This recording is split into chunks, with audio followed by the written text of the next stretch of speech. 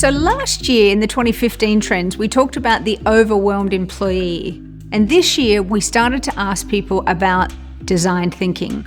Design thinking is basically putting the employee at the center of the way that work is designed. It's basically using ethnographic research to design the way that work is done.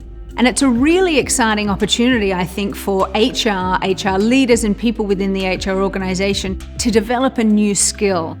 We're starting to talk about CHROs as becoming design architects, actually being responsible for designing the whole employee experience. And I think done well, design thinking will actually be a solution to better engagement, better organizational culture, learning, so many elements of the whole employee experience.